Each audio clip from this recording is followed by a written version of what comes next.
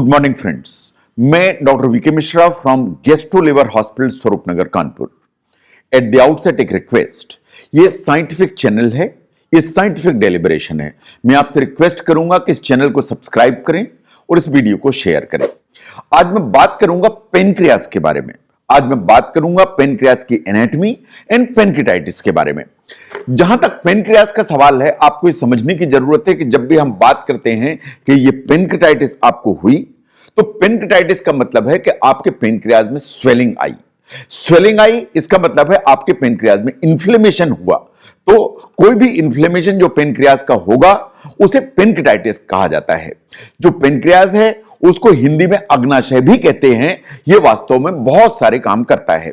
Now अगर हम ध्यान से देखें तो यह वास्तव में एक लीफ शेप का ऑर्गन है, जैसा आपको फोटोग्राफ में दिखाई दे रहा है। जहां तक पेनक्रियास की लंबाई का सवाल है, इस अप्रोक्सीमेटली 5 इंच लंबा ऑर्गन है ये, जो अक्रॉस द एब्डोमेन यहां पर होता है।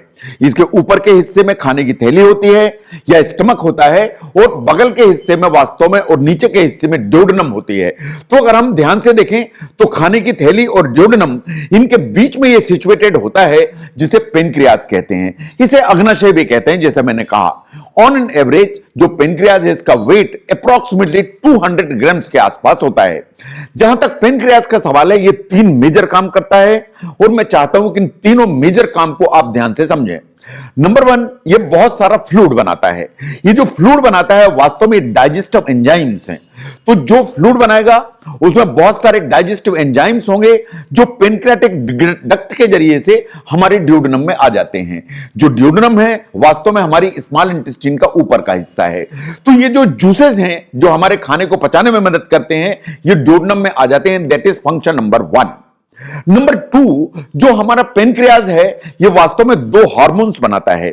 आप जानते हैं कि डायबिटीज का जहां तक सवाल है, वो सीधी सीधी पेनक्रियास से जुड़ी हुई है। इसलिए कि पेनक्रियास 2 हार्मोन बनाता है। एक हार्मोन का नाम है इंसुलिन और दूसरे हार्मोन का नाम है ग्लूकेगॉन। ये दोनों जो हार्मोन्स हैं वास्तव में आपका जो ब्लड शुगर है, इसको बैलेंस करने में मदद करते हैं, इन ब्लड शुगर को स्टेबल रखने में मदद करते हैं। ये जो पेनक्रियास है, इसकी बीटा सेल्स बनाती हैं। नंबर 3 पर आता है, बहुत सारे लार्ज अमाउंट में बाइकार्बोनेट सिक्रीट करता है। तो आप देखिए, नंबर 1 फ्लूइड बनाएगा जिसमें डाइजेस्टिव एंजाइम होंगे। नंबर 2 पर इंसुलिन बनाएगा एंड ग्लूकागॉन बनाएगा। नंबर 3 पर लार्ज अमाउंट बाइकार्बोनेट बनाएगा। आप जानते हैं कि आपकी जो खाने की थैली है उसमें एसिड ज्यादा होता है। तो ये जो एसिड है खाने की थैली से ड्यूडेनम में आएगा, उसको न्यूट्रलाइज करने के लिए जो पेनक्रियास है वो बहुत सारा बाइकार्बोनेट बनाता है, इन ड्यूडेनम में फेंकता है। उसके चलते जो आपका एसिड है वो न्यूट्रलाइज हो जाता है। तो ये 3 मेजर फंक्शन है पेनक्रियास के। नो, आपको समझने की जरूरत है कि पेनक्रियास वास्तव में आपके बॉडी के अंदर एकदम यूनिक ऑर्गन है। यूनिक इन द सेंस कि ये दोनों काम करता है। एक एक्सोक्राइन फंक्शन कहलाता है, एक एंडोक्राइन फंक्शन कहलाता है। एक्सोक्राइन फंक्शन की जहां तक बात है, तो आप देखिए कि ये इतने सारे डाइजेस्टिव एंजाइम बनाता है, ये इतना सारा बाइकार्बोनेट बनाता है, ये वास्तव में आपके पेनक्रियाटिक सेल्स बनाती हैं, और ये जो पूरा फ्लूइड है पेनक्रियाटिक डक्ट के थ्रू आपके ड्यूडेनम में आ जाता है। ऑन द कंट्रेरी, जो एंडोक्राइन फंक्शन है वो बीटा सेल्स के थ्रू आता है, जो भी पेनक्रियास में होती हैं। ये जो बीटा सेल्स होती हैं, ये वास्तव में आपका इंसुलिन बनाने के लिए जिम्मेदार होती हैं। जो बीटा सेल्स इंसुलिन बनाती हैं वो डायरेक्टली ब्लड में चला जाता है, वो ड्यूडेनम में नहीं आता। तो बीटा सेल इंसुलिन बनाएंगी, वो डायरेक्टली ब्लड में जाएगा। पेनक्रियाटिक सेल बाइकार्बोनेट बनाएंगी, डाइजेस्टिव एंजाइम बनाएंगी, जो डायरेक्टली ड्यूडेनम में आएगा। तो अगर हम ध्यान से देखें तो पेनक्रियास एकदम यूनिक ऑर्गन है, ऐसा दूसरा कोई ऑर्गन आपके बॉडी में नहीं है। नो, जहां तक पेनक्रियाटाइटिस का सवाल है या पेनक्रियास में स्वेलिंग का सवाल है, ये बहुत सारे कारणों से हो सकती है। Number 1 is the gallbladder stone, that is the most common reason. Number 1 is the large amount and लंबे समय तक लेने वाली अल्कोहल। नंबर 3 पर बहुत सारी दवाइयां हैं जो पेनक्रियाटाइटिस करने की ताकत रखती हैं। नंबर 4, बहुत सारे इंफेक्शंस हैं, पर्टिकुलरली वायरल इंफेक्शंस, जिनके चलते आपको पेनक्रियाटाइटिस हो सकती है। इसके अलावा बहुत सारे लेस कॉमन काजेज हैं, जैसे ट्रॉमा से हो सकती है, अगर आपके ट्राइग्लिसराइड बढ़े हुए हैं उनके चलते हो सकती है, but these causes are not that common. अगर हम ध्यान से देखें तो जो कॉमन काजेज हैं जो आपको पेनक्रियाटाइटिस करते हैं, इधर the are gallbladder stones, alcohol and mainly viral infections और some medicines.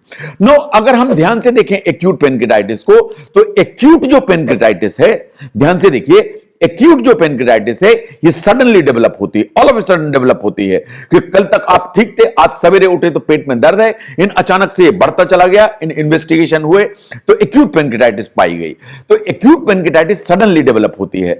Bye and large जो एक्यूट पेनक्रियाटिस है कुछ दिनों में धीरे धीरे सेटल हो जाती है। इट में take 2 days time, 3 days time, 4 days time, but कभी कभी जो एक्यूट पेनक्रियाटिस है ये सीवियर हो सकती है, इन कई हफ्ते आपको परेशान कर सकती है, may be 2-3 weeks. But acute pancreatitis by and large कुछ दिनों में ही सबसाइड हो जाती है।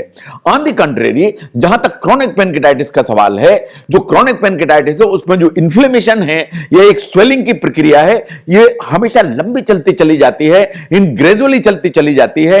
इन लंबी और ग्रेजुअली चलती चलने के कारण आपका जो पेनक्रियाज है वो डैमेज हो जाता है।